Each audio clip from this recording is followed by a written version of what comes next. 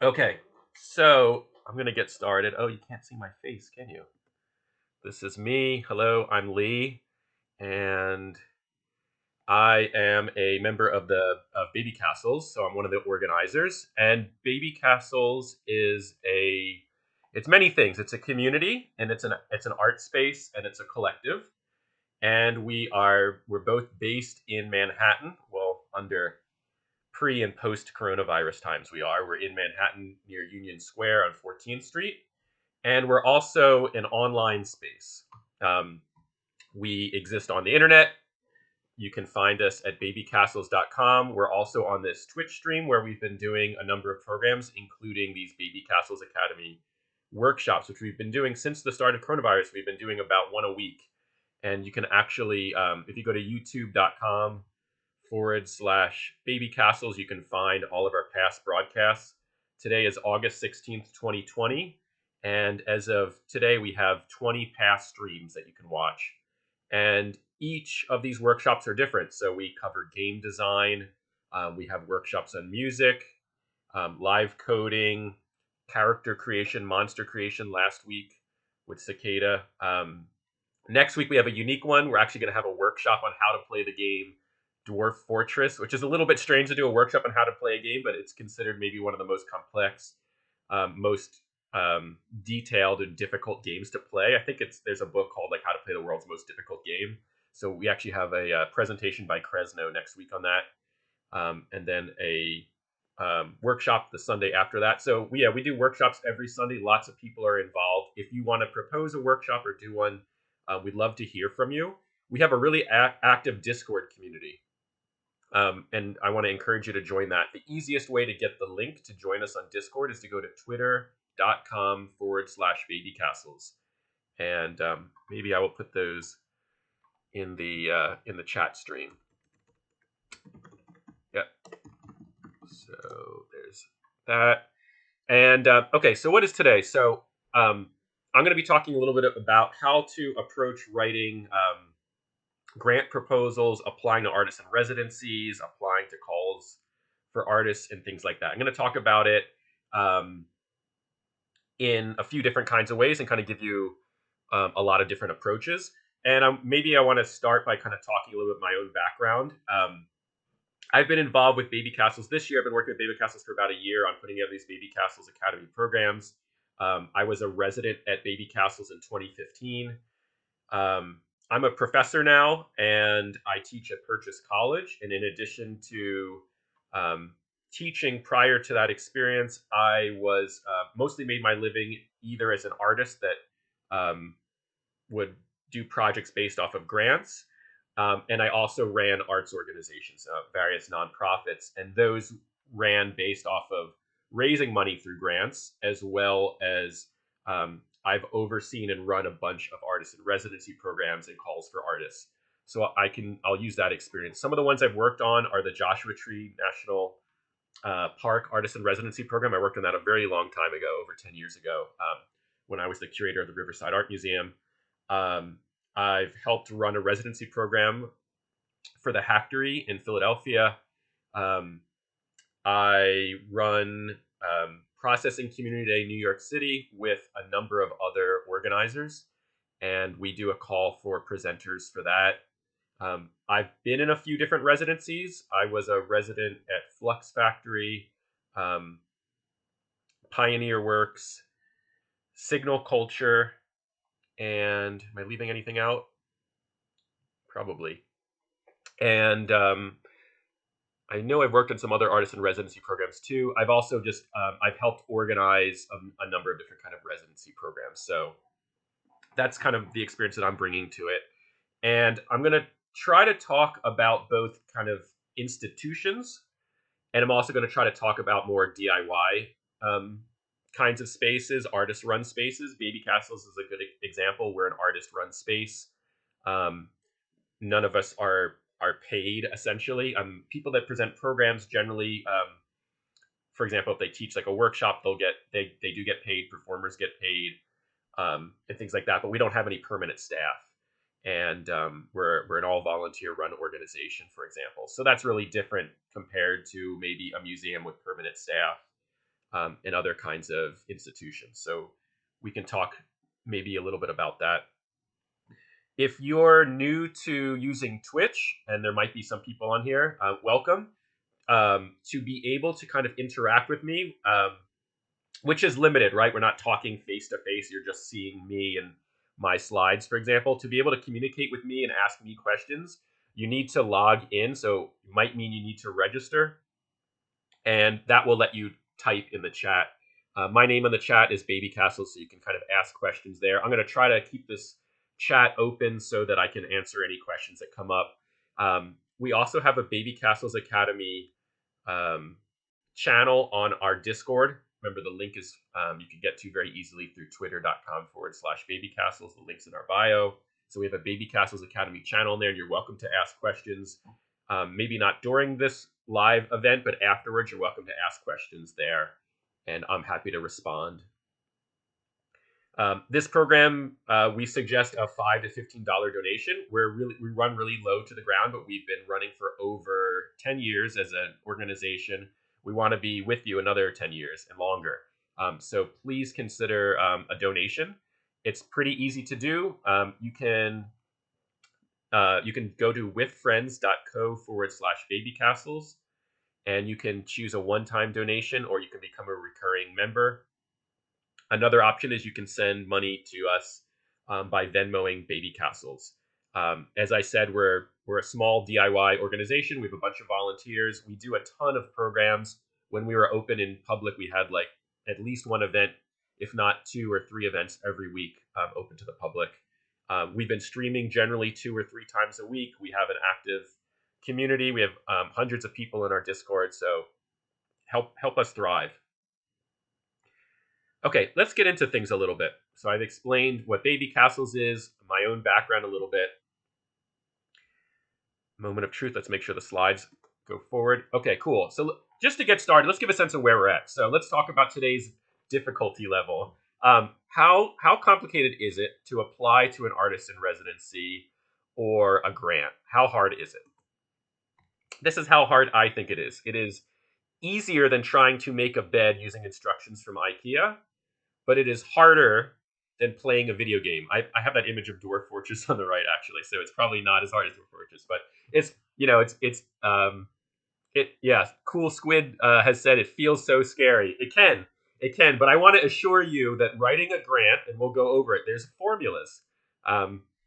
There's formulas to do this. Writing a grant is easier than trying to make a Billy bookcase from IKEA, but it is harder than playing Mortal Kombat. Okay, just to give a sense of that's how difficult I think it is.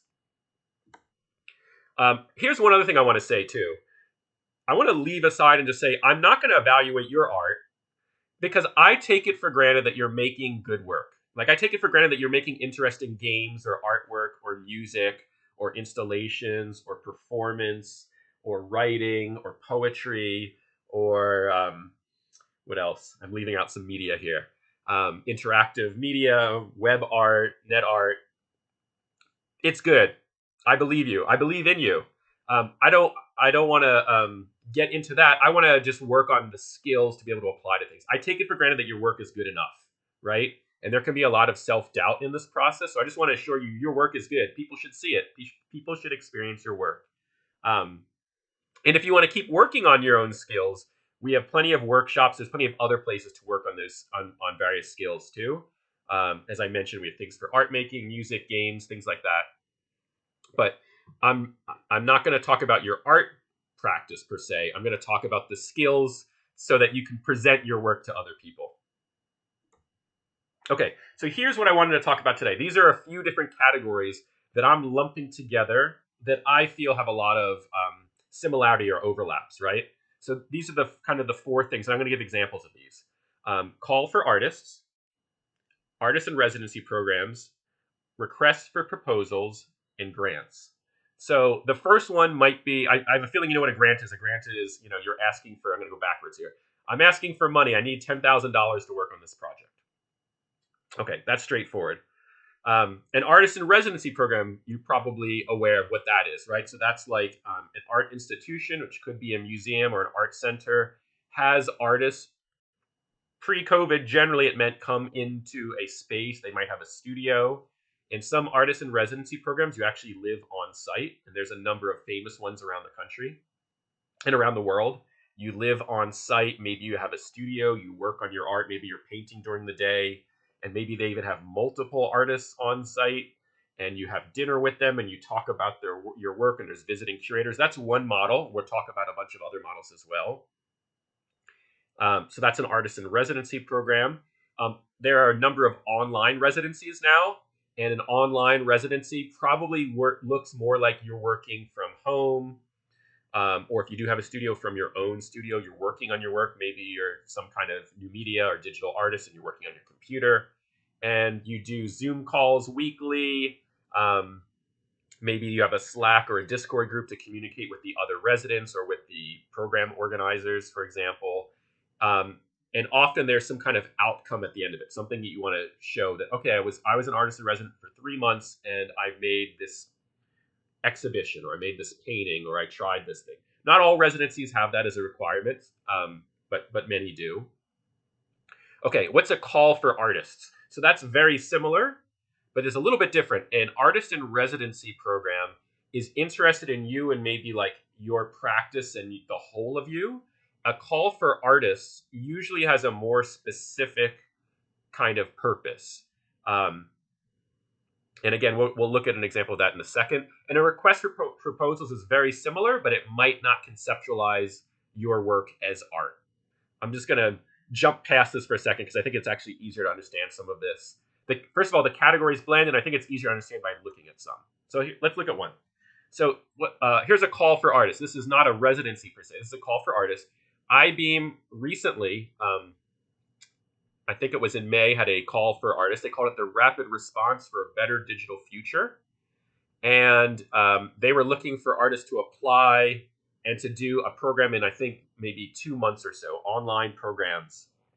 And they call that the Rapid Response for a Better Digital Future. So let's pull that up. And let me make sure I'm going to jump to my web browser window.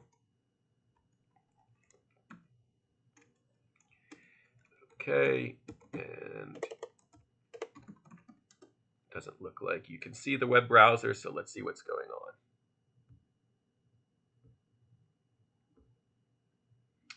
on. Uh-oh. Give me 1 second while I make sure the right window gets shown to you.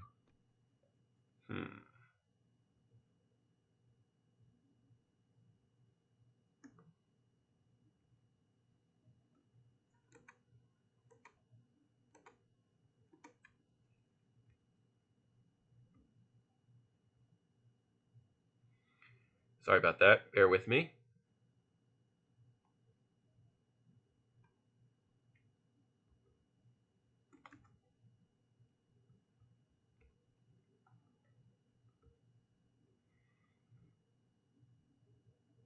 Okay, great.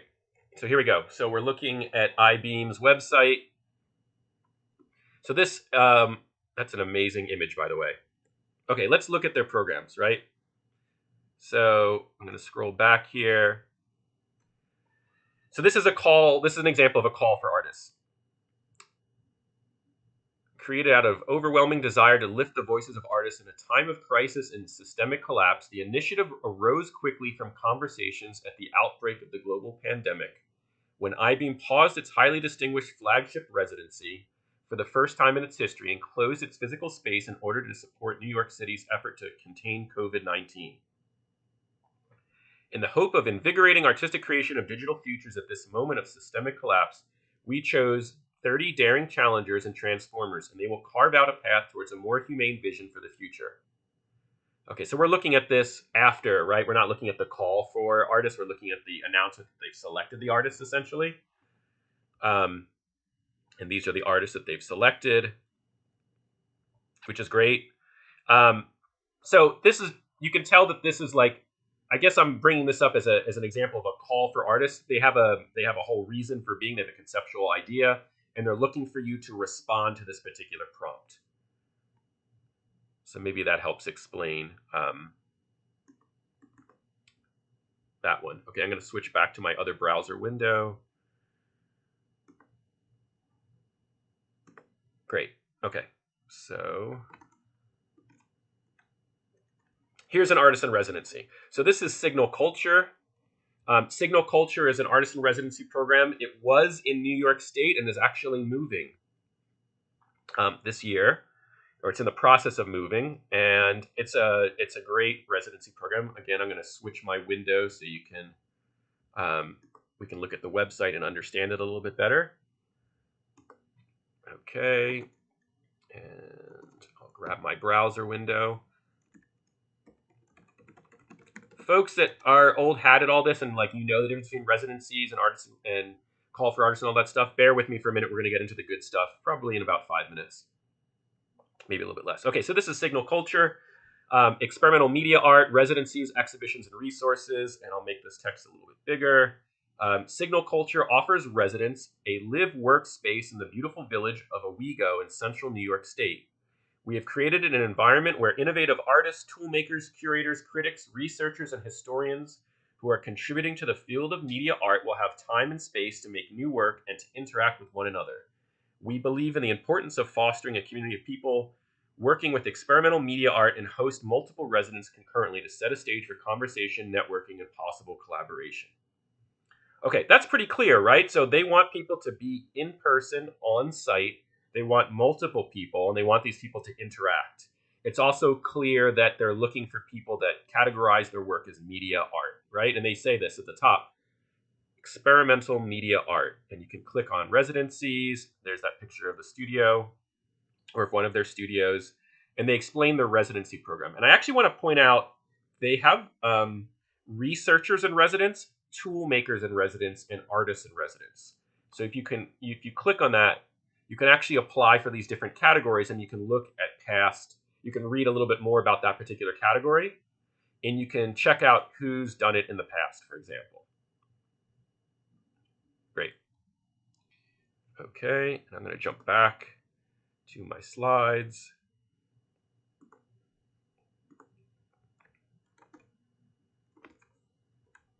Okay, this is a request for proposals, and I want to say this is very similar to a call for artists, but it's maybe a slight distinction, which is a call for artists is generally looking for artists, probably to make art. A request for proposals, it might be art or it might be something else. Again, these distinctions are can be blurry. So this is one that's out right now. It's from the I hope I'm saying this right, the Frank Ratchey Studio for Creative Inquiry at Carnegie Mellon University. This is called Shall Make, Shall Be. It's a request for proposals. And let's pull this one up and look at this together. It's due tomorrow, so maybe you'll get some skills if you're watching this live and you decide this one's the right one for you. Maybe you'll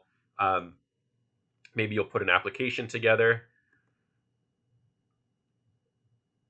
And hopefully I have the right window open. Yes, I do. Great. Okay, so let's pull this up. Shall make, shall be. Oh, wait.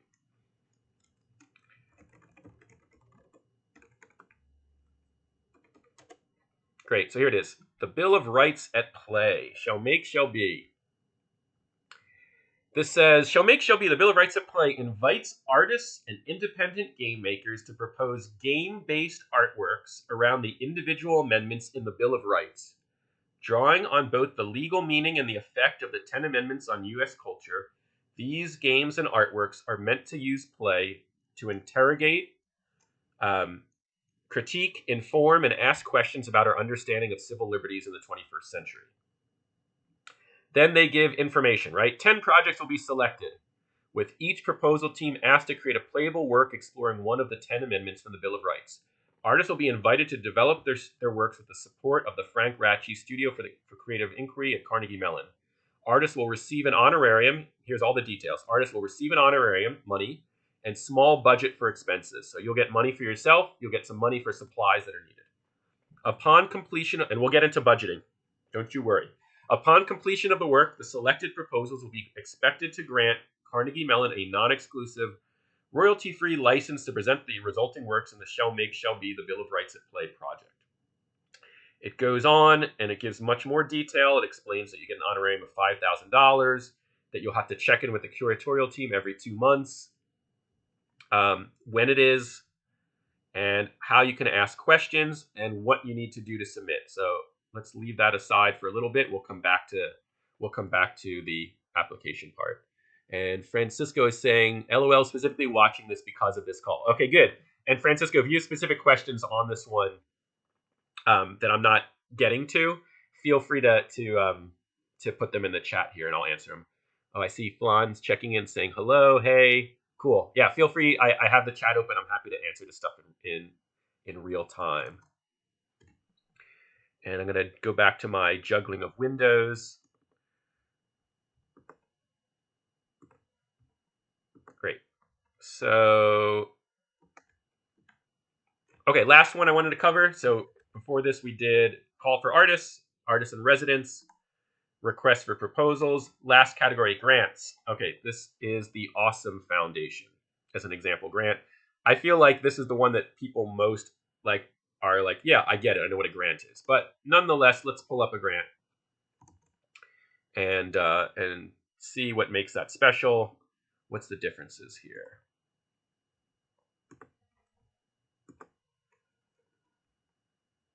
Oops, I did not change my window. There we go.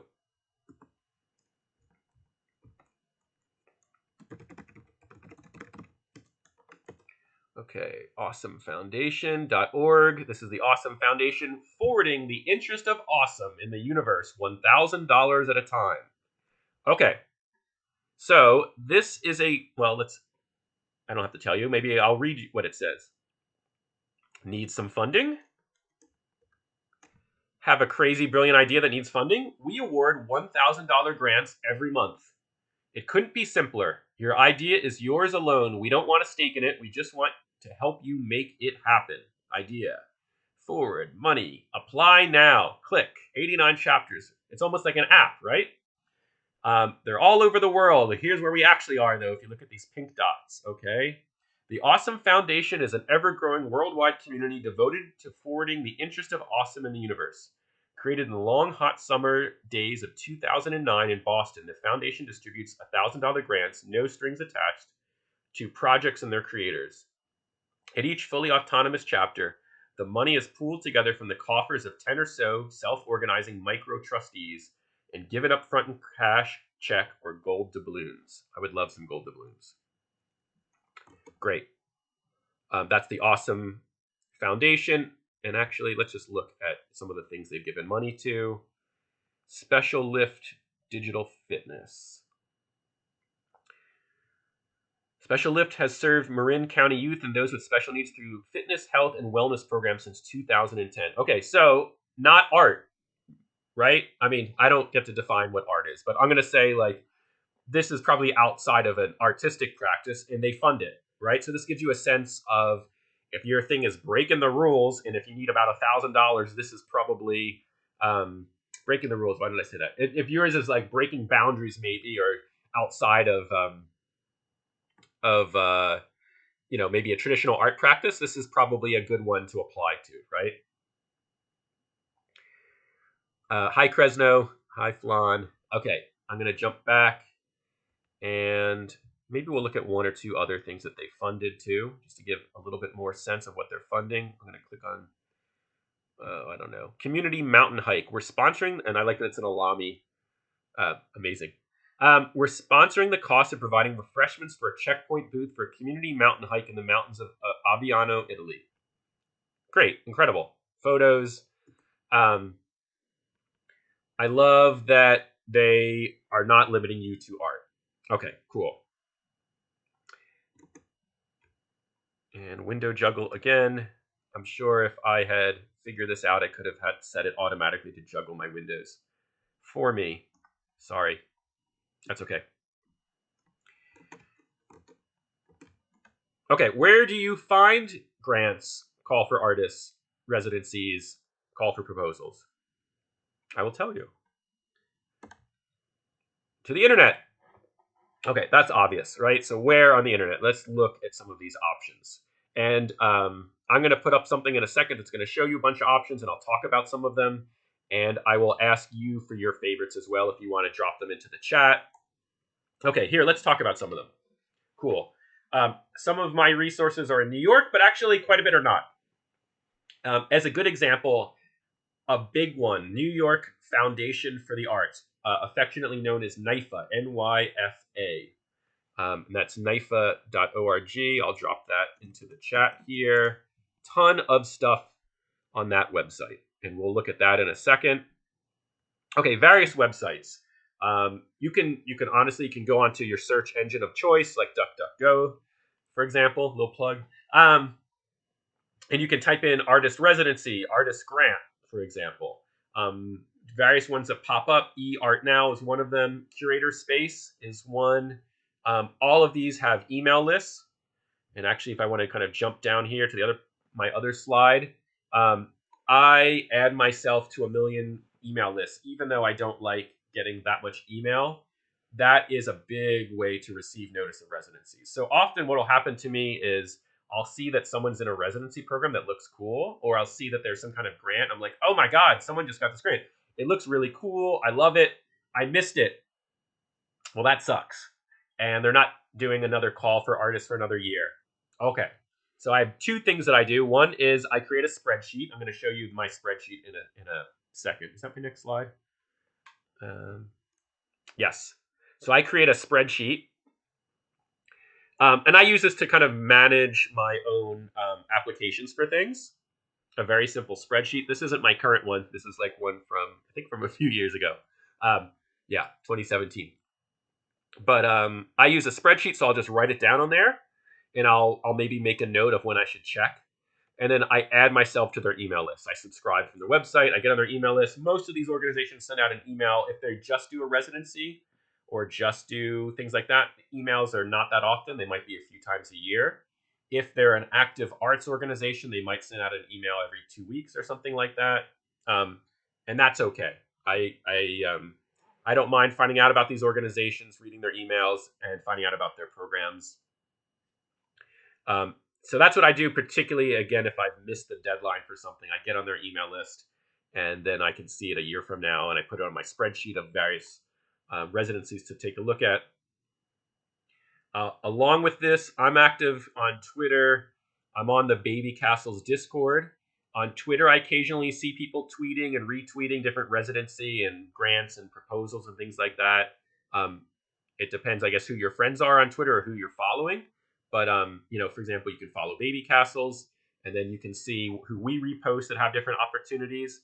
On Discord, we have an opportunities channel where people post job announcements, residencies, call for proposals. Again, our Discord is open.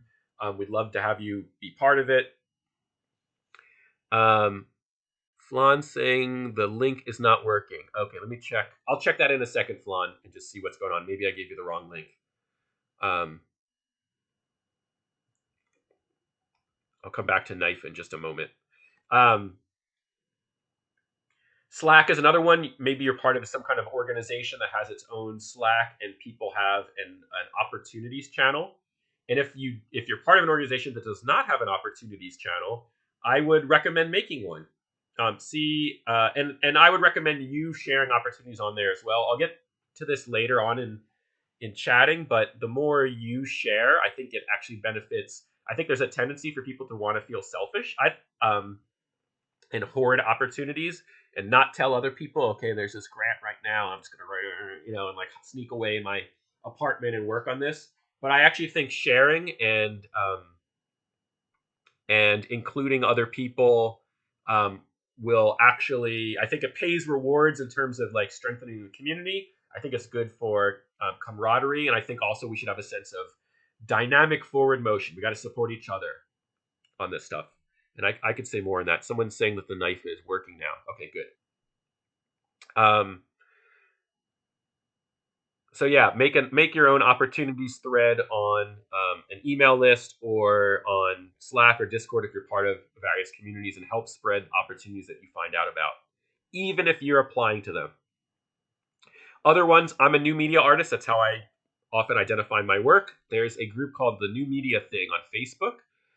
That's just for people to post opportunities. You might be part of some other subculture or niche or group or art medium, Maybe you use processing. There's a processing group on Facebook. There's actually several. There's a discourse for processing where they post about their fellowships and answer questions on it when they do their calls for fellows, for example. Um, so Facebook and social media can be good for this. If you're not super active on social media, that's fine. Again, you have these email lists. Other opportunities. Almost every arts council offers grants, and then you might be in several overlapping regions, right? So like I live in Brooklyn. I work in Westchester because I teach there, and I have an arts council in Brooklyn. There's an arts council in Westchester, um, White Plains.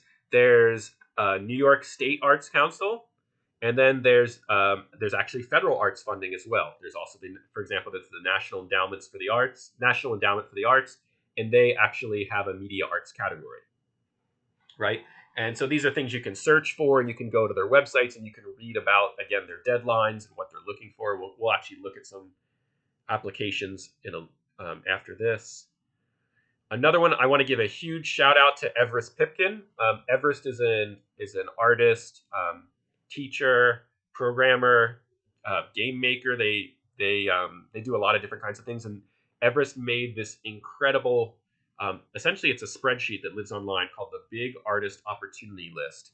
And if someone could help me out and drop that in the chat, or maybe I can. The Big Artist Opportunity List. Here we go.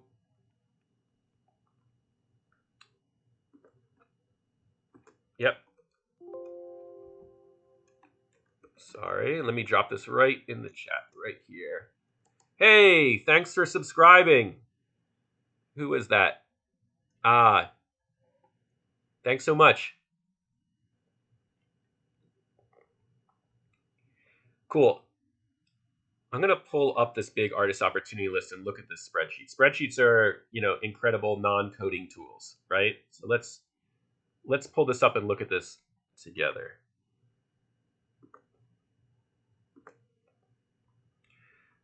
Thank you. Okay, cool. And I'm going to actually switch to the full screen. Nope, didn't do it. Nope, didn't do it. Didn't do it. Okay, I'm stuck here. Maybe I could. Whoop. Yep, that did it. Get my head out of the way. Okay, this is a spreadsheet, again, started by Everest Pipkin. It lists things by locations and names. And actually, Everest made this other spreadsheet where you can submit your own opportunities if you're an organization. And people are, here's what it is. It lists, where's this thing located? What's the name of the organization? Look, this is a huge, incredible list. How many organizations are on this list? Hundreds. Incredible. Wow. 415 organizations. Insane. Cool. So here's the name of the organization, the link to the organization, a little bit about it that fits in a single line in the spreadsheet. When is the deadline? Oh, artist Faith Holland, shout out to you. Thanks, Faith, has added the month that these things are usually due. And it looks like they're Everest is looking for some help to link to information on ADA accessibility and some other things here. So if you want to help with this list, you totally can. And you can also submit, tips, and you can submit opportunities on these links that are on here too. I'm pointing to them, and yeah, you can see them. They're just off-site here. So this is an amazing list, and this might look very overwhelming to you. And it's probably okay for you to just kind of browse through it, and maybe you would do something like looking at the month. Okay, so the deadlines really aren't on there yet, it looks like, but you could maybe read about one that's in your town, or use something that kind of strikes your fancy. You want to find out a little bit more about it. You can kind of go through here, click, and learn more about them. This might give you a sense. For example, here's a queer games festival, and I don't know. Oh yeah, the Times Square Midnight Moment. Maybe you've heard of that. This might just help jog your memory for the kinds of things. Here's a library. Libraries are great places to potentially do projects and proposals and residencies even. There's Pioneer Works that we mentioned before, Pine Woods. Cool. So amazing resource. Okay, let's pull up NYFA, which I mentioned before, which should be nyfa.org. It is. And I'm on nyfa.org. I'm going to click on resources. And I'm going to click on... I clicked on source. I can't remember if that's the right link. And now I'm going to wait for the page to load.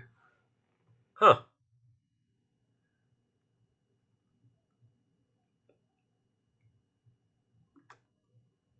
Okay. Okay, I actually clicked on the classified, so there's a few different ways to navigate the site. I'm going to find an opportunity. Featured listings, and then I scroll down.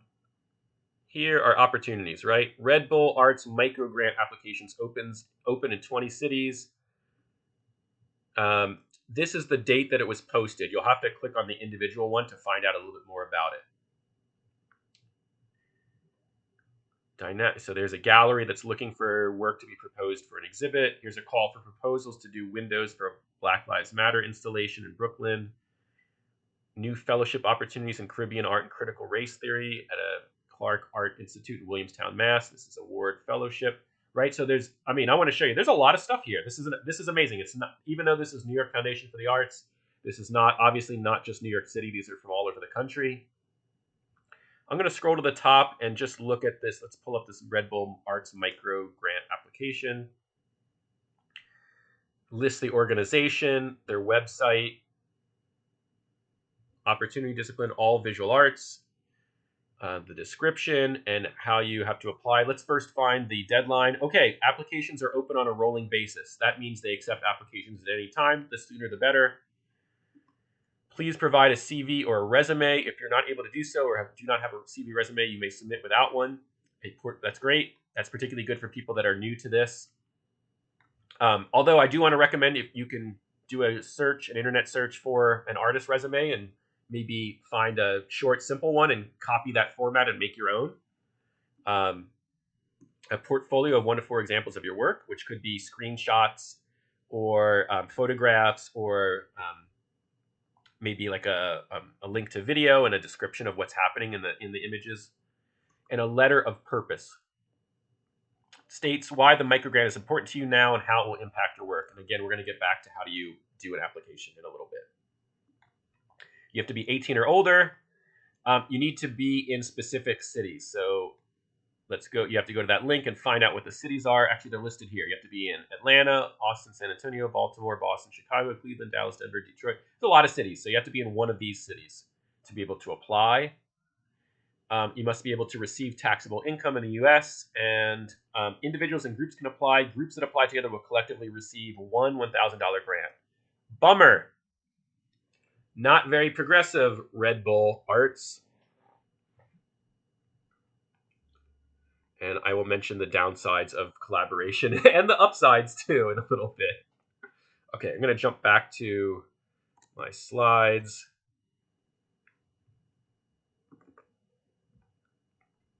And I haven't checked the chat in a little bit. Let's see if I missed anyone's questions.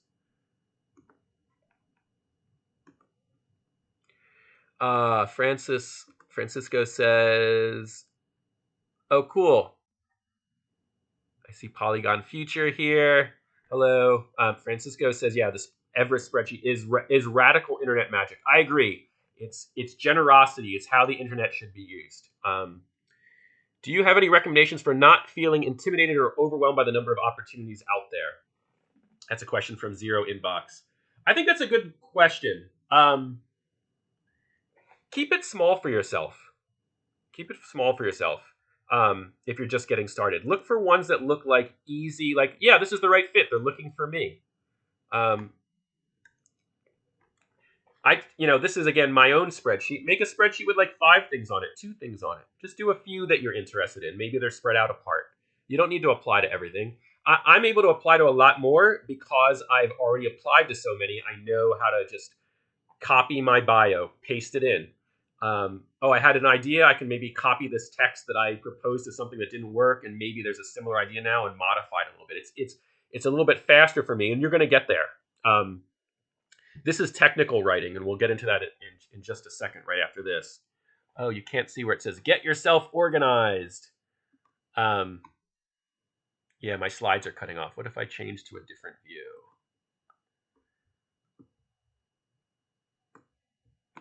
Oops, hey, jumping ahead. Yeah, get yourself organized. So, cool. Zero inbox says that's reassuring. Yeah, just make it small for yourself. Pick a few things that interest you. Maybe they're local. Maybe they seem like they're the right fit.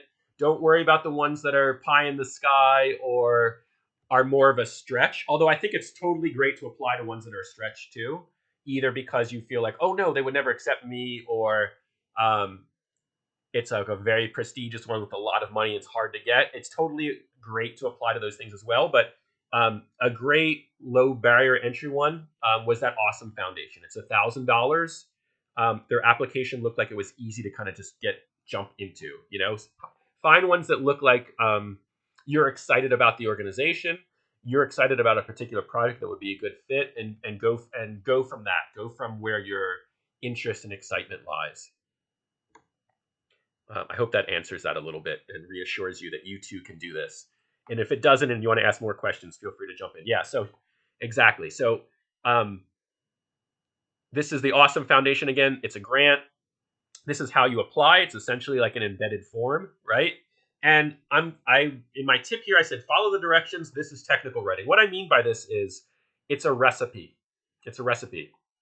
I always get started by copying all their questions into like a blank document and writing there first. And I even copy your name, email, phone number. Maybe that's stupid. Project title. Coming up with a title is fun, you know. I've been guilty of this. I'll sometimes come up with a title and I'll write working title just to show like maybe I would change the title later. I'm not 100% sure.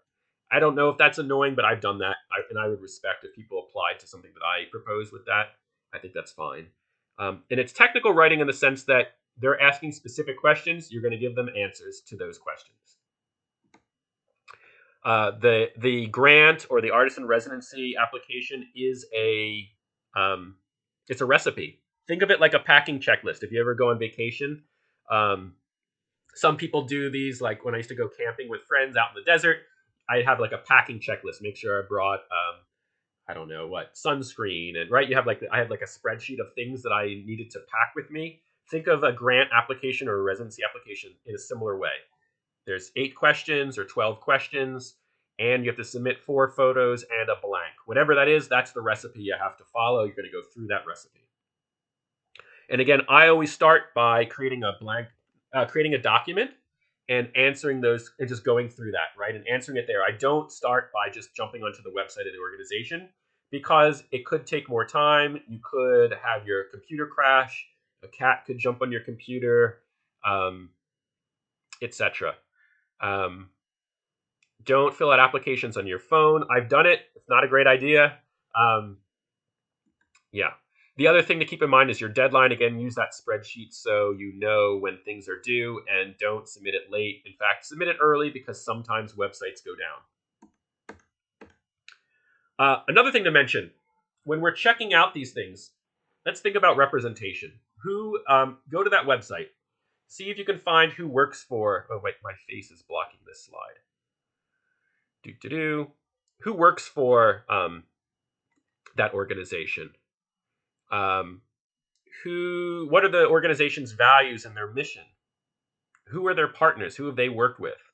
Who are the judges for this thing? Does it say who's selecting? Sometimes there's special judges. Sometimes there's sometimes not. Sometimes it's unclear who's doing the judging.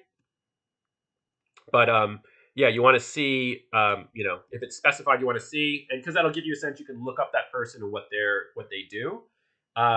Who has been selected before? All of this is also helps answer: does this organization mostly award grants to a group, mostly men, mostly white people, or Do their politics, do their values, do their mission, does that align with me individually? Do I feel like they're acting as an organization that I want to be a part of? I think that's important to think about. And then the other part of that is like, do I feel safe to be my complete self? Can I really talk about my background and my interests and contextualize myself? All that's important to think about. Cool Squid has asked, how often do you apply to different things? Is it ongoing or do you do like one a year? I don't do one a year. It's ongoing. I apply to things most months. Um, let's see. Some people apply to, if you're a grant writer or you run an organization, you might be applying to things every few days or at least a few times a month. I probably apply to a few things a month. Some months more, some months less. When I ran an organization, I applied to things much more often. Now I'm spending most of my time teaching, and I'm trying to write grants for baby castles. And I also do apply to residencies on my own and projects on my own sometimes. So yeah, I do a few a month, and I consider, um, you know, which I don't apply to everything I see. I apply to things that I think are a good fit. And I have some questions coming up to figure out what is a good fit, which is, what is the organization offering? Is it a residency? Is it online? Is it 2 months? Is it 8 months? Do you get money? Do you not get money? Um, do you get consultation? Do you qualify? Are you and because it might say something like this is for um, established artists. It might say these are for emerging artists. Emerging is the, if you haven't heard that term, emerging artists are people that are earlier in their career as a professional artist or thinking about themselves as a professional artist. They could have other qualifications. You might need to be a New York State resident for a New York grant, or you might need to be um, an indigenous person for a particular grant, right? Different grants have different qualifications. The next one, are you interested and available? What are the dates of this grant? So, or what are the dates of this program? Am I applying for residency for a year from now? And if so, will I still be interested in this topic? I don't know about you, but I might come up with an idea and I don't know if I'm interested in it right now, but it doesn't mean a year from now I'm still interested in blockchain, techno-futurism of blah, blah, whatever, making something up. But make sure it's a topic or a grant or an organization that you want, that you think you're going to have sustained interest for a long time. And that's hard to judge sometimes, but it's something to think about. Do you want to do the work? Art is labor. Do you want to do 6 months on this particular topic? If you got the residency, that would be cool. You'd be so thrilled. But do you want to work on that for 6 months? Something changes when you're working on a grant or working on a project for an institution. There's other people involved all of a sudden. It makes things a little bit different. It affects it. It's not just you working on your own. No one's looking at it. You have eyes on what you're doing. There's interactions that are happening. There's some either emotional labor, physical labor, manual labor, whatever it is. There's some labor there. Do you want to do the work? What will you get out of it? Are you sticking this on your resume so you can be like, I'm a professional, right? Or are you going to learn something? Do you want to meet the people involved? What are your own goals for getting this project if you got it, if you got this residency or call for proposals?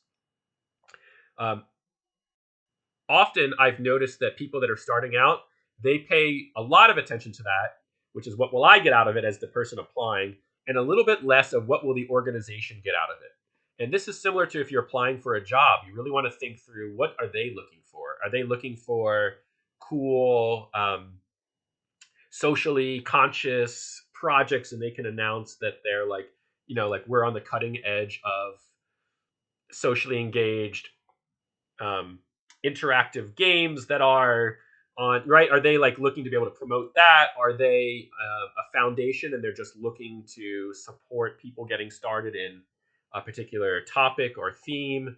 Are they a studio and they're actually looking to get talent that might funnel into their studio? What are they looking to get out of it? That will help influence, again, whether it's the right fit for you to apply and even how you phrase things. Who's judging the applications, right? So who is, who's going to be reading this? And again, sometimes it's unclear.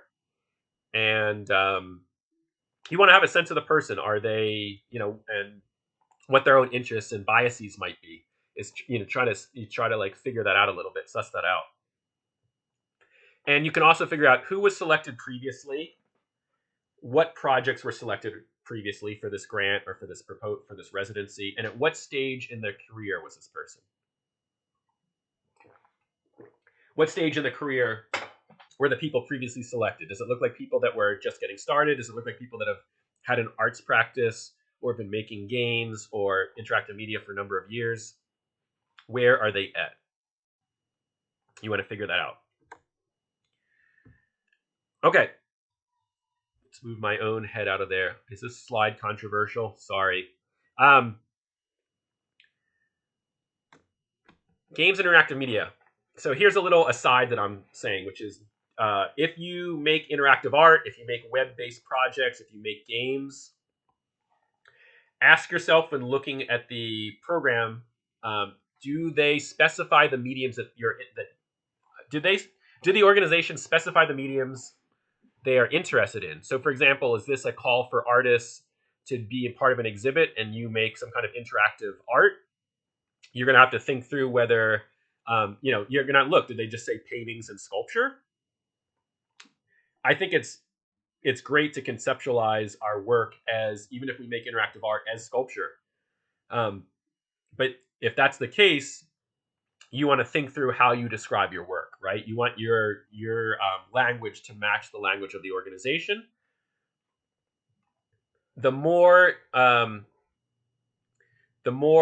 further from old media your work is, you want to think through their capacity to understand and accept that medium. You don't want to waste your time, and you want to work with organizations that are not interested in you. It's a waste of your effort or energy. So has this organization previously worked with artists that create games or interactive media, for example? And again, you might be using the media and it really doesn't matter. Like maybe you work with technology and that's really that's not important to you, that it's conceptualized as a game or interactive media. Your work shows, for all intents and purposes on a monitor, and it can be contextualized as video art, and that's fine. And that's great. And that would be a totally acceptable path to pursue, for example, with an organization that just says they're looking for art, or they're looking for video art, for example, even if you use coding to make your work. And I've applied to things, for example, that just maybe use terms of sculpture, video art, and performance, and yet I'm making like a generative website that gets exhibited on a monitor, for example. If you are applying to a media art or new media or interactive media, right, these are very similar categories, residency or call for proposals, do you speak the jargon? The more commercial your work will appear to be, generally the less interest by organizations that consider themselves arts institutions. Feel free to drop questions in the chat about that, but I just wanted to kind of give this background on biases and thoughts of relating to different media and relating to working with technology. And I'm saying this because I've definitely had the experience, and you might have had this as well, maybe not, but I have, which is where you're talking to someone and they're like, "Oh, you're an artist? What's your art practice?" "Oh, I make websites that are, they're like, boom, you're done." They're like, ears have turned off. I don't like technology. I don't use any technology. And then they're like scrolling through Instagram, right? It's something to keep in mind. Okay, one other thing to think about. Do you like to work collaboratively? Have you considered working collaboratively when you make a proposal? Not every grant or call for proposals will allow for this.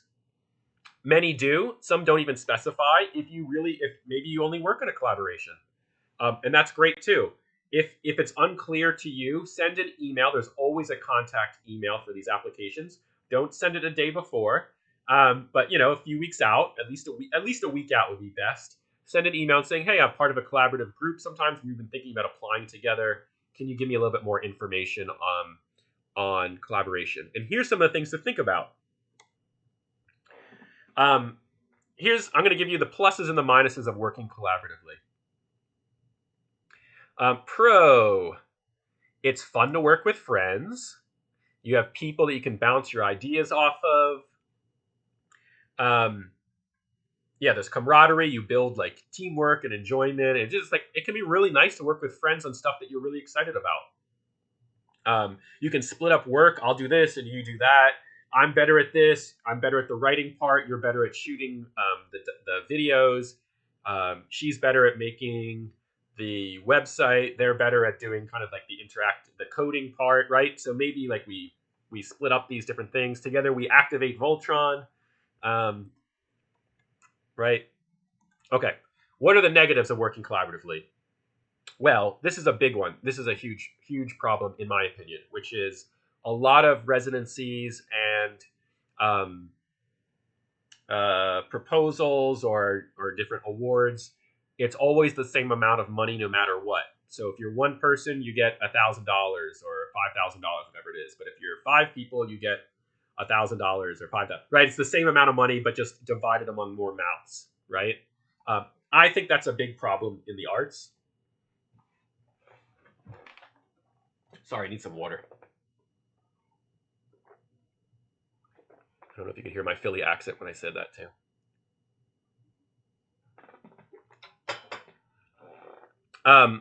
And so if they're dividing up the money, will you be putting in the same amount of effort, but for way less money?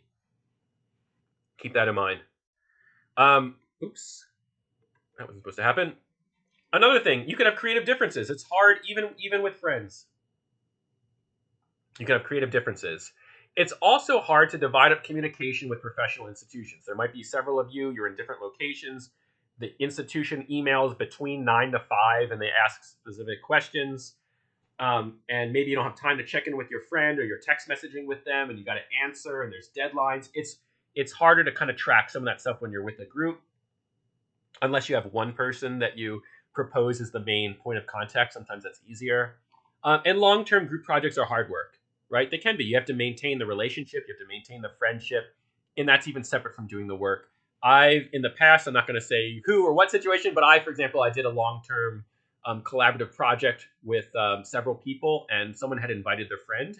I didn't know that person's friend, and they seemed fine, but that person was actually really hard to work with, or at least they were hard to work for me to work with them. And I think for the other people in the group, it slowed us down. They often had contrary ideas, but I had just kind of gone along with it in that when we were conceptualizing this group project and applied, and we got the grant. And I had to work with this person for a year that I found quite difficult to work with. So it's something to keep in mind. Okay. All right, let's get into some writing tips. And again, feel free to write in the chat if you have questions as we're going through this. Okay, I think that was from, not Schoolhouse Rock, but it's from one of those. Cool, doing the work. I recommend writing in a distraction-free environment. Can you shut a door? Can you sit outside on a balcony? Can you find a place away from other people? Maybe you need headphones on. I use special software to turn off the internet. So I use, it's Steve Lambert's thing. What is that called? Self-control. I use an app. If I'm on a Mac, it's called Self-Control. It turns off the internet for a period of time. You specify it, and there's no way to undo it, at least that I'm aware of. It just turns off the internet, so I can't get distracted and go on Twitter, for example. I also recommend using special writing software that simplifies things. There's like Focuswriter. I use Ghostwriter on Linux. I mostly write on Linux, although actually I'm now on a Windows machine. I think Focuswrite. These are applications that are simpler than like Word or any other, or even Google Drive, right? It's like there's no distractions. I think Google Drive is great, but very distracting because you're just on the internet. Actually, I kind of dislike Google, but anyway, in terms of Google Docs, it's quite easy to use. It's great for collaborative work, but the difficulty again, is access to the internet. And sometimes you want to close things down, constrain your environment for yourself, right? So using these generally free tools like Ghostwriter or Focuswrite makes it so all you can do is just write text. Because at first, you just want to start writing. You just want to get your ideas. You don't want to edit. You just want to write it down. Just just get it out. And what are you doing? You're going to, again, you start by copying and pasting in the application questions and just answer those questions straight up. Use the language of the grant. Look for its keywords and mine your previous text like bios or art statements. Strip away non-essentials. We're going to look at one in just a second. Maybe we'll pull up the shall be application that's due tomorrow. As an example, be compelling, not boring. Be a great version of yourself. You don't want to lie. Don't be Superman. You don't want to say like, you don't want to puff yourself up or fluff yourself up in a way that's not authentic to you. But you also don't want to be too humble that you're a Sunday afternoon painter that just, oh yeah, I'll just try this out. I don't, my work's not too good. I'm not too great. Something in between. Be a good version of yourself and help people understand your work. You might have been working in a particular sphere. A lot of artists are doing very idiosyncratic and unique stuff, strange things. Give a little background of how you got to that. Even if it's obvious to you because you've been working on that particular topic for years, it's not obvious to other people. Okay, I'm going to pull up, as I said, shall make, shall be. Let's look at one of these together.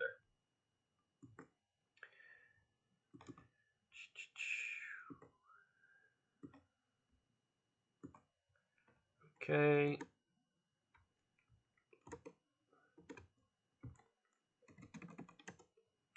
Okay, so this is the one that's due tomorrow.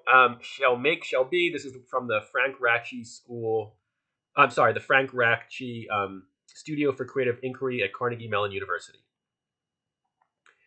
Okay, so I didn't cover this whole thing with you, but we can see a link to the form.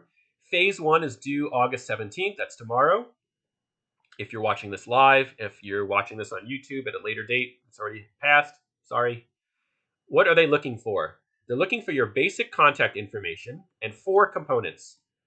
A proposed work that's 500-word description. That's not a lot. It's like what, 2 paragraphs? 1.5 paragraphs? Describe, and that's the max. You could do less if you wanted. Describe the playable work you propose to create. This should include discussion of which of the 10 amendments you wish to explore. And very conveniently, they're off to the right. What's your favorite? Excessive bails, fines, or punishments. Okay, maybe I would choose that one. Impact statement, a description of the intended impact or outcomes of the proposed playable work. I intend to make a game that's going to be web-based, that lives online. It'll be on my own website, and I will, let's see, the game will accept donations, and that money will be donated to X. I've just made that up. You don't have to do that. It could be simpler. The outcome is, and actually I didn't even describe it. The outcome is a game, and in this game you play a bail bonds worker, and you have to make decisions based off of interactions with families. It's a 2D graphical game, blah, blah, blah, right? Something like, actually, I guess that would be, and here, see, I'm confusing myself, right? Expanded work proposal, 2 to 8 pages. Oh, no, that's phase 2. That's phase 2. I'm getting ahead of myself. Phase 1. Proposed work, 500 words. Okay, that's where you describe what it is and which amendment. Great. Statement of interest. This is 200 words. That's not a lot of words. That's probably like a paragraph or so. Why a playable work about an amendment? How does your proposed playable work relate to your previous work? Great questions. Why a playable work about an amendment? Well, I would turn that question back on them. Why are you making a grant application? Why are you having us do a grant application? To do it, right? That's a good question. So you need to have a good answer to that too. That's certainly unique. It might be why playable work about an amendment. You think that your game can help. I believe that my game on the 8th Amendment can help us understand the implications of bail in the United States, the problems of it, and blah, blah, blah, blah, blah. I'm simplifying my language. I'd write it a little bit better here, but I'm just trying to verbalize it a little bit, right? I would probably even just write that down. It doesn't matter that it sounds stupid right now. I would just write it down because I'm going to refine it later. Just getting the idea down is the first important part. How does your proposed playable work relate? How does your proposed playable work relate to your previous work? In the past several years, I've been making games that live as websites. This is a continuation of my work on subjects, on socially engaged topics, or this is a new area of work for me, but I'm using skills that I've already explored in blah, blah, blah, blah, blah, right? Or you just answer it straight up. Again, these are not trick questions. These are not trick questions. You're just answering their questions. Work sample, information on 2 or 3 previous works. Okay, so I'm about to propose a game on the 8th Amendment. I'm going to, probably what I would do is I'd have a screenshot of um, a game that I made a few months ago.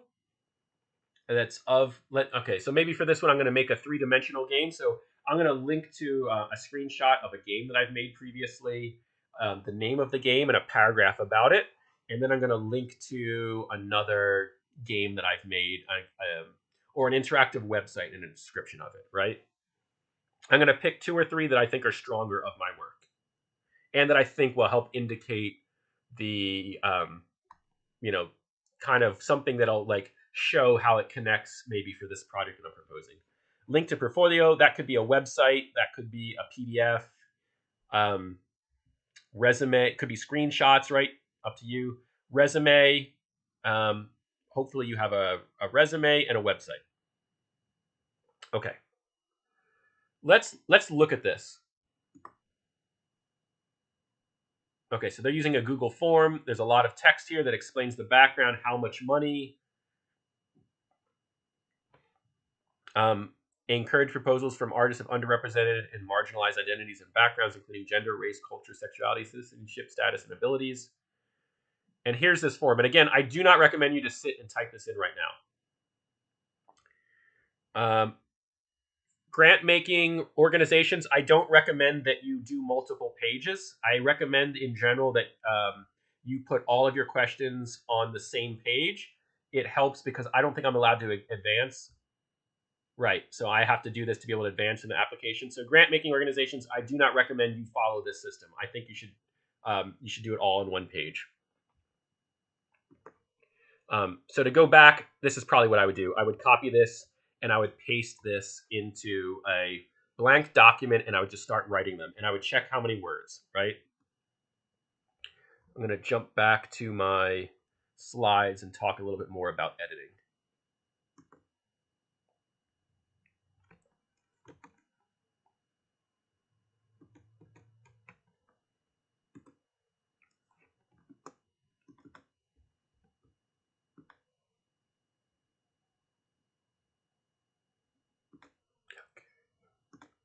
Cool.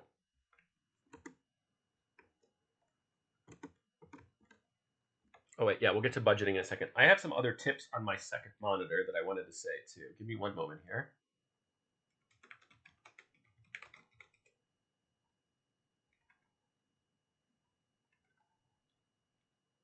Okay, so... Okay, yeah, I talked about using a minimalist writing app. I use the Pomodoro technique, which is I set a timer for 25 minutes. So I try to write for 25 minutes, distraction free, and then I take a little break. The hardest part is getting started. Just write it down on the page. Don't think about it. Don't stop yourself. It's not whether it's good or not. Just write it down. Doesn't matter. Just do it. That's how you getting started is the hardest part. That's the same as with any other writing that you're doing, right? You know that. Use the language of the grant. So, for example, in the shall make, shall be, you want to make sure you're describing the amendment. You want to make sure that you're using any terms that they're using in there. Let's look and see what these are. So I call these keywords. Let's see if there's any keywords that we want to include in here.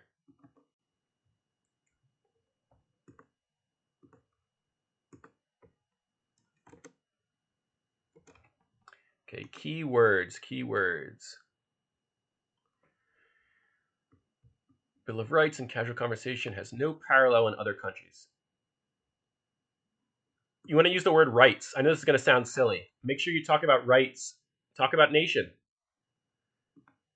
By reframing as rights liberties that in the 18th century were understood as privileges, these amendments provide us with the 10 Commandments in reverse. Rather than prescribing the behavior of the individual, they create explicit restrictions on what the higher power can do with regard to its citizens.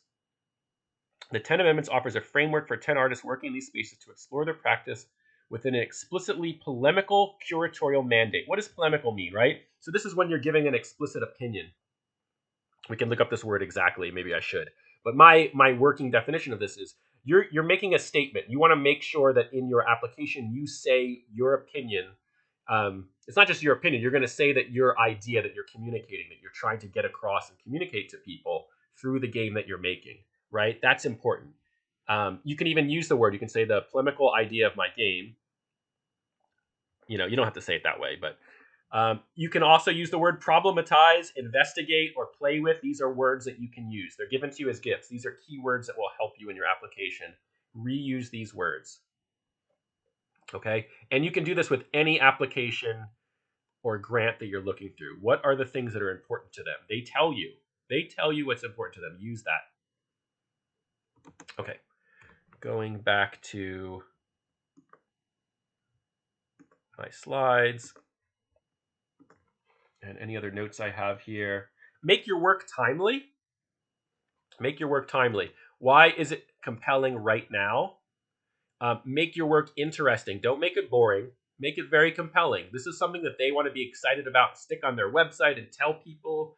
You want to be excited about it. What is the most interesting version of your project that excites you that you can do with their constraints?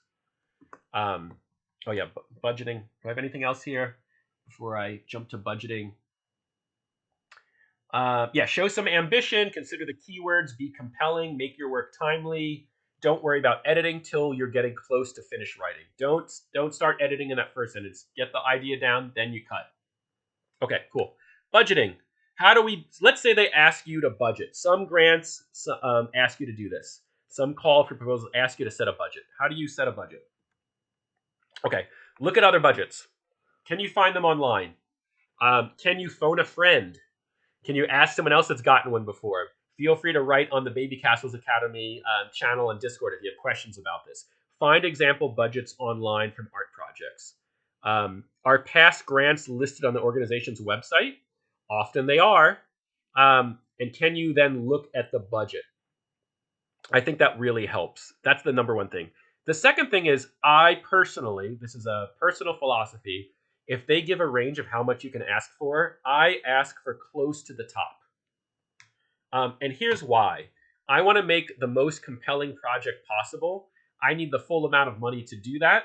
And I don't think when I've read people's grant applications, I'm not like, oh, they only asked for 2,000. Therefore, they don't need as much money. We have more to spread around. It doesn't really work that way. I'm looking when I'm a grant maker or a grant maker. When I'm like reading people's grants or applications for things, I'm not compelled by the amount of money.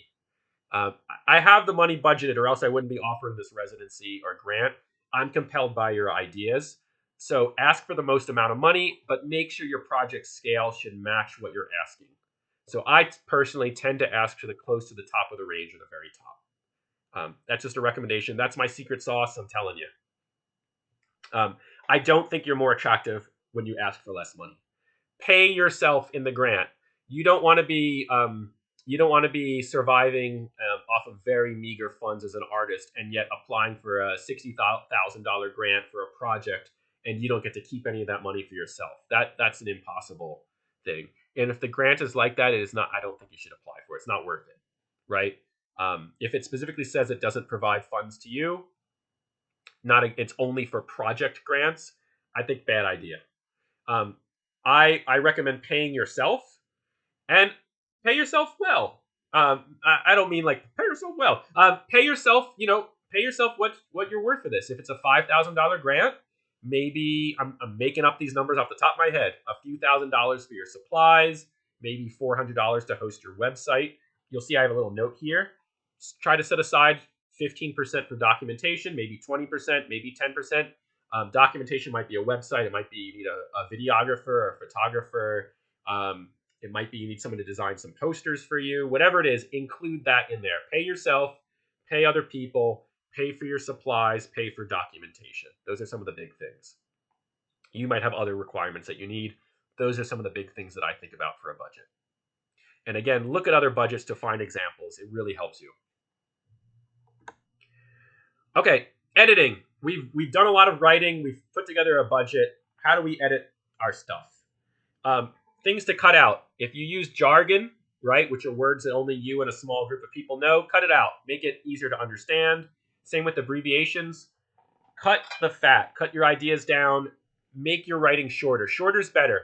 They're going to be reviewing dozens or hundreds of grant applications, or get to the point right away in the first few sentences immediately. Catch their attention. They might be looking at your applications on a spreadsheet, right? They probably are. They have a spreadsheet with 50 applications or 100 applications. They're just putting an hour into reviewing 100 applications. That's 2 minutes a person. Is that right? That's not right. Get to the point. Make it short and sweet. Cut the fat. Shorter is better. If you have good, if you trust your family and friends to help you with this in a way that you think won't be acrimonious, have your family and friends help you edit. I really think that's big. This comes back to sharing opportunities. I often share, hey, here's this grant. You should apply to this too. We're both applying to it, and I'll help edit yours and you help edit mine. For some people, that sounds like a big no-no. I think it's a big yes. You will, because different grants are oriented to different things. They have different interests. They might be interested in different kinds of ideas. You're not going to be applying with the same idea. You will help each other out. I honestly believe that. Help each other out, edit each other, even if you're both applying to the same thing. Zero Inbox asked, if they ask for 500 words, but you cut the fat or left with 200 words, does that count against you? Me personally, I can't speak for everyone. No. If it's a compelling answer in 200 words, done, move on. I don't check the word count when I'm reviewing these things. I don't notice that I notice when it's too little if it's like a few sentences. If it's a few paragraphs, I don't notice that it's too little. I definitely notice when it's overly wordy and hard to understand because they've overwritten and I'm confused about what the heck is going on. Give yourself enough time to review. Getting the initial idea down is fine. That should, set a timer. I'm going to get the initial idea down in 1 hour. Done. You might be running really poorly and then edit, but you have to give yourself, you don't want to do that the day the grant is due. Sorry, Francisco. Or the day before. Give yourself enough time to edit what you've done. That's my edit. Those are my editing tips. Have other people involved. Cut the fat. Avoid jargon. Give yourself enough time to review. Typos. Game over. Don't have typos. This is a tough one because I don't think... basically what I'm saying here is typos are equated in most judges' view with a poor application or poor ideas or poor follow-through. It's a societal judgment. So if you struggle with typos or grammatical issues, it's really essential you use a spell checker. It's really essential that you have other people edit. If someone sees typos, you will not get the grant. I can assure you, almost definitely. Maybe if there's one typo, maybe it's fine. And I just want to say, even from my own perspective, I try to overlook this, and it's hard to. I notice the typos immediately. Review applications do not have typos. Game over. You won't get it. And I'm sorry. I just think that's the case.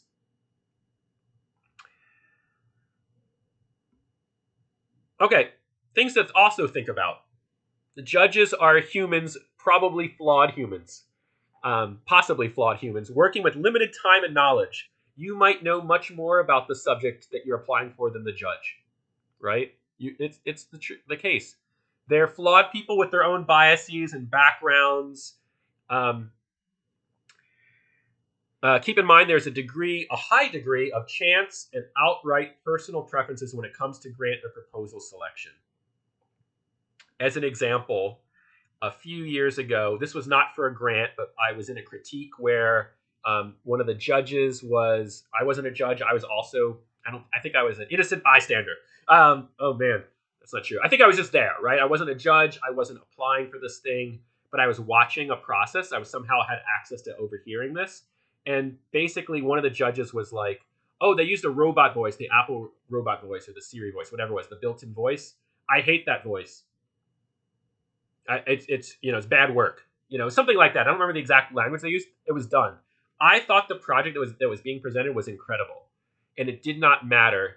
It did not matter to this one judge, and they salted the earth there. They made it so that like it was hard to move on in dialogue. They made it hard for the other judges to overlook this. They were just basically like they were someone with some seniority. They were someone that was very loud.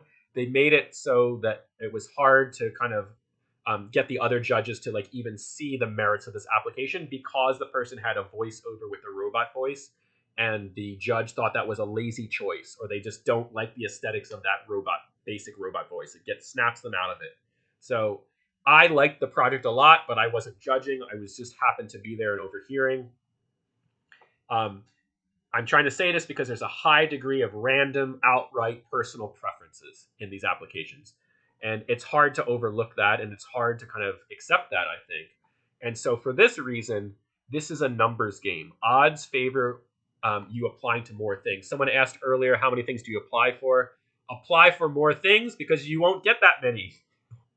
That's, honestly, I've gotten a good bit, and that's because I apply to more things. And you know what? You really want to make sure they fit. You really want to make sure that you're excited about it. You really want to make sure that you can do it, but you want to apply for more things. The more you apply for, the more chances you could have of getting it. Right? Don't put all your eggs in one basket for one grade. If I don't get this, I'll you have these internal feelings of like, oh, I didn't get it. I would have been perfect. This other person got it, and I don't even know if their work is as good. And now I feel bad about my work. Try to push that away if you can. It's hard. But this is why you would apply to many things, because there's many different judges, there's many different days, there's many different eras with different topics and interests. Organizations bring their own biases and backgrounds and needs too. We really need a project on this topic. We haven't covered this medium before. We haven't talked about this issue before, and all of that you can't see, you don't know. That's hidden behind the scenes. So judging is a flawed system, and it's very personal and apply to many things. Keep that in mind. This comes back to something I said earlier. Support each other. Share your knowledge. Don't hoard opportunities. This term is maybe confusingly called dynamic forward motion. Let's help each other build, right? Oops, that's the wrong window to move. I'm trying to move my head. There we go. And not cover up Rick Ross. Okay, support each other. Join with community. That's the key. That's the ultimate goal, right? Being part of a community is the most important. Finding that community, supporting it, working together. That's what you should be. That's what you should keep in mind. And so help other people find opportunities. Don't be in this for accruing social and cultural capital. That's not the point. And I don't want you to use this knowledge from today for that point. It really should be about your art practice, finding community, and supporting each other. Yeah, dynamic forward motion, exactly. That's it. Thank you. If you got anything out of this, or even if you haven't, I want to ask you to consider supporting Babycastles. We are a 501c3 organization. We support a lot of different artists and game makers and creative people. You can become a member. Just like Patreon, we use With Friends, withfriends.co/Babycastles. We have a Discord, which you can get to from our Twitter, or if someone wants to paste in the link here, that can help. And I'm on Twitter. I'm 2SMAN. I'm on Instagram at Lee Tusman, and on the web at leetusman.com. And I'm going to try to pull up the chat and see if you have any questions. I'll stay on maybe just for a few minutes if there's any questions. Flan put the link earlier, and I'm going to paste it right here to our Discord server. Again, we have a chat server. Oh, it's hard for me to see the chat. Can I scroll up? Please let me scroll up. I can't. I don't see any questions. Any questions? Any questions? Again, you're welcome to join the Babycastles Academy channel on our Discord and ask questions. Did I miss anything? Anyone have any questions or want us to look at anything? Someone said that was fantastic. Thank you. That makes me feel good. I've been working with arts organizations for let's see. So I've been working with arts organizations since I was in college. So that's almost 20 years. And Francisco asked, what's the longest you've worked on an application? I applied for a Pew Charitable Trust grant several years ago, and that application was 60 pages, and I worked on it for hundreds of hours. I did get it, and it was for a project that took several years, and I don't recommend that. I mean, I recommend it. I recommend that if that's what you're doing, and that's like, you're working on something, and that will be your main thing. But I don't necessarily recommend that as your first grant, right? I recommend that for specific time and place. Even right now, I don't have the capacity to do that. I can't put that much time into that because I'm teaching, and that's where my focus goes. Um, but it was several years long project with a lot of people involved. Was it worth it? Yeah, good question. I liked the project. It was very hard to do, and when you're working at that scale, it's essentially a job, right? Even if it's something that comes from your own idea, your own interest, there's a whole infrastructure there of people that you're working with in various institutions, financial things, taxes, all this kind of stuff. Oh, jumping back to budget. Now I just said the word taxes. You all know this probably as independent contractors. You have to pay higher taxes because the institution that you're working with is paying you as a contractor. They're not taking out for self-employment tax. Therefore, keep that in mind. For the grant, you're going to pay 15% taxes on it just outright, when it comes to tax season, just for that amount of money because you're self-employed. Keep that in mind when you're thinking through budgeting. Any other questions? Did you say 50%? No, self-employment tax is 15%, and that's federal. There's other taxes, obviously, you pay, but if you're an independent contractor, you pay 15%, and you will have to pay that. Yeah, and you'll have to do it. You're supposed to do it quarterly. It might be at the end of the year. It sounded like 50 to me. That might be my accent. Yeah, someone's saying that that's for Medicare, Social Security. Thank you. 15. Quick note, anyone who is constantly independently contracting, you should be incorporated. I haven't done that. And if you incorporate, consider getting a lawyer. That's probably a good idea. I've always worked as a sole proprietor, which is the default on your taxes, right? You don't have to file any paperwork. This person, oh yeah, Polygon Future is suggesting you can look into an S Corp or a C Corp, or if you're a US citizen, an LLC. Yes, these are possibilities. I have to admit that I haven't done that. I was just a sole proprietor, but yes, these are other options available to you that are worth looking into, especially if you're doing a million of these. At the end of the year, you might know this as an independent contractor. You get these forms that are sent to your house. You get a million forms. They're 1099s, and they'll report your income. And that means that that organization that gave you money or company that gave you money has reported it on their taxes, and you'll have to account for that on your taxes as well. Okay, I think that might be it.